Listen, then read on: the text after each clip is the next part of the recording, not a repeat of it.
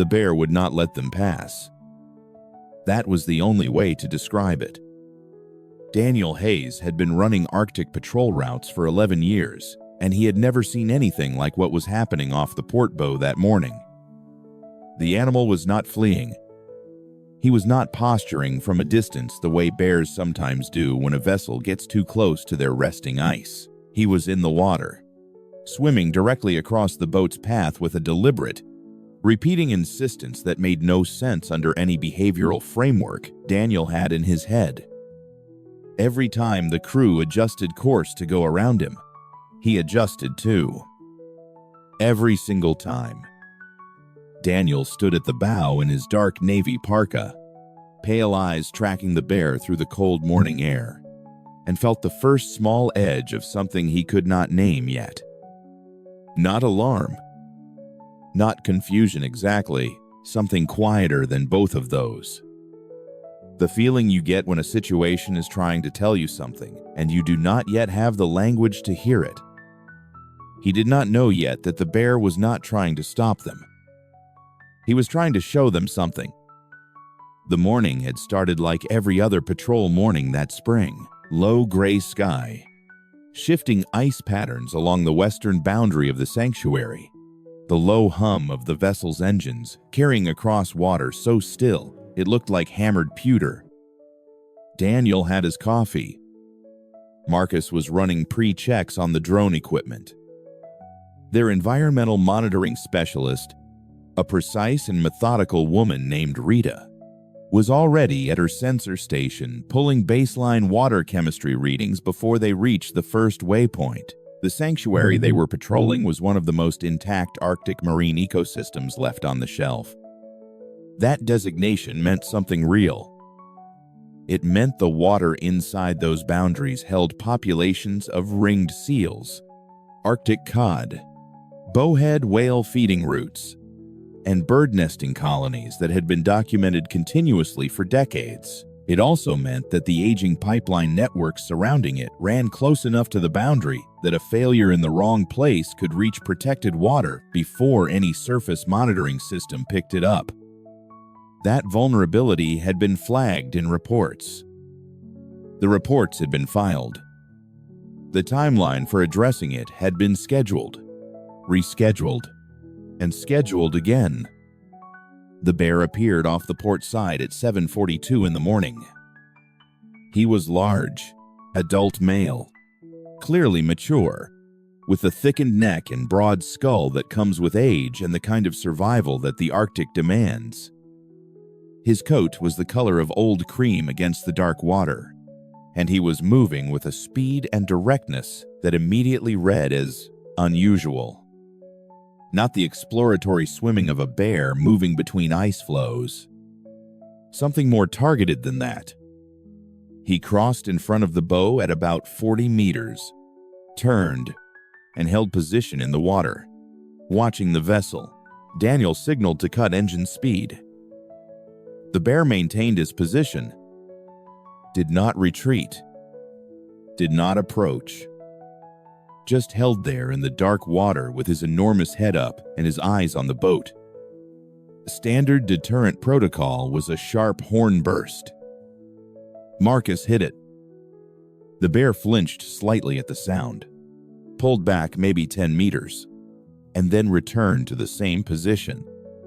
Same posture. Same fixed attention on the vessel.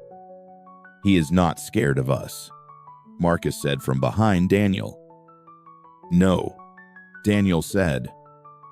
"He is not." They tried to move around him to the north.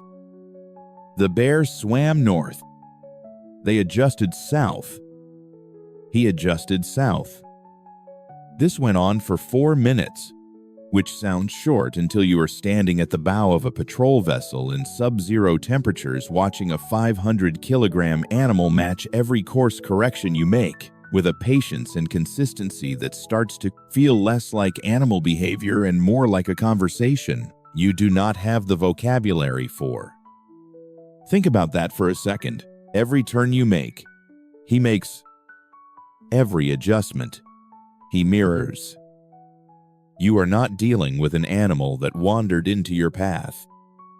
You are dealing with an animal that has a specific objective and has decided that your boat is part of how he achieves it. What do you do with that? Daniel stood at the bow, with the wind cutting into his face and his pale eyes following the bear through every correction. And he felt the situation pressing on him from all sides. The patrol schedule, the protocol that said deter and root around. The logical part of his brain that kept generating reasons why this was just unusual animal behavior with no deeper meaning. And underneath all of that, quieter but more persistent, the feeling that this animal knew something.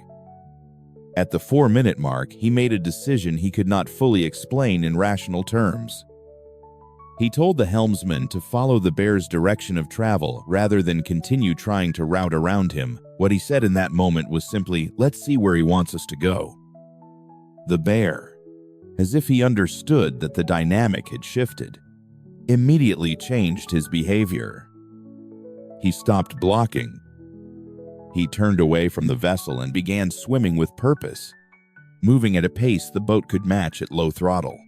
And he did something that made the hair on the back of Daniel's neck stand up through 2 layers of cold weather gear. He looked back, mid-swim, that massive head rotating back over one shoulder to confirm the vessel was behind him. Then forward again. Moving. Rita appeared at Daniel's shoulder with a tablet in her hand.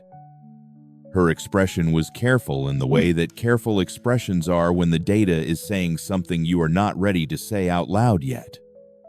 "My sensors are picking up trace chemical signatures in the water," she said quietly. "Hydrocarbon compounds. Faint, but they are there, and they are getting stronger as we move in this direction." Daniel looked at her tablet. Then he looked at the bear swimming ahead of them through the pewter-colored water. "How long have they been registering?" he said. She checked the log. "About 6 minutes," she said. "They started just after he first appeared." Nobody said anything for a moment. The engines hummed. The water moved past the hull. Ahead of them, the bear's broad back rose and fell with each powerful stroke. That cream-colored shape moving through water so dark it looked like oil itself. Which, it turned out, was not entirely wrong. The bear led them for just under 2 kilometers from their original course, 2 kilometers northeast of the patrol route they would have run that morning, through a section of water that was not on the day's schedule, past 2 ice formations that forced the helmsman to make careful adjustments to stay in navigable water. The bear moved through every ice gap with the ease of an animal who had been swimming this water his entire life, who knew every channel and every current the way you know the layout of a house you grew up in. Daniel watched him and thought about what Rita's sensors were showing. The hydrocarbon readings were climbing steadily. Not spiking. Climbing. The slow, continuous gradient of a source that had been leaking long enough to spread through the water column. The kind of quiet bleed that does the most damage precisely because it is quiet enough to go unnoticed until it is too late. Then the bear stopped. He pulled up in the water about 30 meters ahead of the bow and held position, not blocking this time. Just present. Marking something. His head was up and his eyes were on the water surface just ahead of him rather than on the vessel. Daniel followed his gaze. The water there looked wrong. Not dramatically wrong. Not the way a spill looks in news footage. This was subtler and in some ways worse. A faint iridescence in the surface layer, the kind of thin chemical shimmer that catches light at a particular angle and then disappears when you look directly at it, a slight suppression of the small surface ripples that wind creates on open water, as if something below was dampening them. And at the edges, where the dark water met a shelf of surface slush, a discoloration that was barely there and absolutely unmistakable once you saw it. Crude oil. Somewhere below the surface. rising slowly through the water column and spreading outward with the current. Rita was already calling it in. Her voice was controlled and fast. "Confirmed hydrocarbon contamination," she said into the radio. "Subsurface origin. Active and spreading. We need the containment team and an ROV at these coordinates immediately." Daniel stood at the bow and looked at the water and then looked at the bear. The bear was still there, floating in the dark water between the vessel and the contamination site, watching Daniel with that same steady attention he had carried since the moment he first appeared. There was no agitation in him now. No urgency, whatever had driven him to intercept a patrol boat and argue with it for 4 minutes until someone listened. That drive had resolved. He had brought them here. He had done what he came to do. The ROV went into the water 40 minutes later when the support vessel arrived.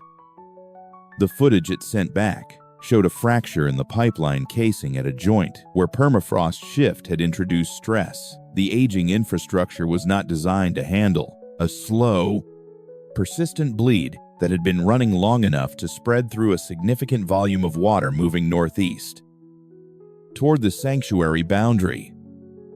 They had, according to Rita's modeling, somewhere between 18 and 26 hours before the leading edge of the contamination reached protected water. If the boat had run its scheduled route that morning, the first detection would have come from a sensor inside the sanctuary boundary. By that point, the question would not have been how to prevent damage, but how much could still be limited. The containment operation ran for 31 hours. Daniel worked through all of it, standing on deck in his worn parka, watching the autonomous skimmer units run their collection patterns across the dark water while the pipeline fracture was sealed from below. Rita moved between her monitoring station and the deck constantly, calling updated spread readings to the support vessel, adjusting the boom deployment geometry as the current shifted, keeping the operation tight and methodical through conditions that made everything harder than it should have been. And through those long hours of cold and work and radio calls, the bear stayed in the area. Not always visible, but present. Daniel caught sight of him twice during the operation, that cream-colored shape moving along the edges of the ice formations to the north, close enough that the outline was unmistakable, but far enough that he was clearly not engaging with the activity. He was just there, in his water, watching what was being done to it and watching the people doing it, with the same patient attention he had brought to the bow of the boat that morning. Daniel noticed him the second time during a quiet moment between radio calls and felt something shift in his chest that he did not have a clean word for. The bear had found the problem. He had brought the boat to it. And now he was watching the response from a distance, as if checking whether the thing he had started was being finished properly. Maybe that is too much to put on an animal. Maybe. But it is what it felt like. The pipeline was sealed before the contamination reached the sanctuary boundary. The ecosystem inside those protected waters continued the spring season without interruption. The seals and the cod and the whales moving through on their feeding routes continued in the unbroken rhythms that a functioning Arctic ecosystem runs on when it is allowed to function. The scientific community engaged seriously with the documented sequence in the months that followed. The boat's sensor logs, the ROV footage, the precise timeline of the bear's behavior relative to the chemical gradient readings.